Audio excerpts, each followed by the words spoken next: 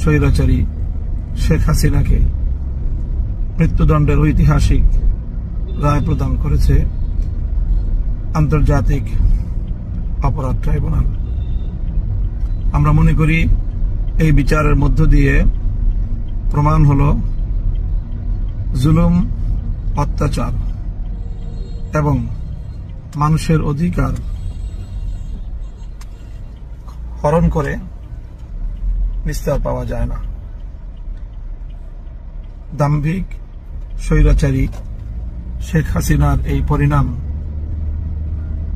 বাংলাদেশের আগামী সকল শাসকদের জন্য একটি দৃষ্টান্ত হয়ে থাকবে।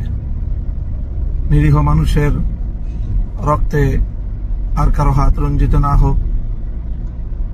নিহত শাহাদাতপ্রাপ্ত বীর শহীদদের আত্মার মাগফিরাত কামনা করছি। সেই সাথে যারা আপনজন হারিয়েছেন, আজকের ঐতিহাসিক রায়ের মধ্য দিয়ে তাদের অন্তর কিছুটা প্রশান্তি লাভ করবে, সান্ত্বনা পাবে।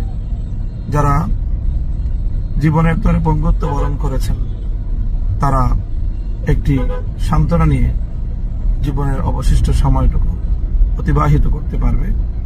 বাংলাদেশ ফ্যাসিবাদ মুক্ত, স্বৈরতন্ত্র মুক্ত একটি সুন্দর বাংলাদেশের দিকে এগিয়ে যাবে প্রত্যয়দীপ্ত কদমে।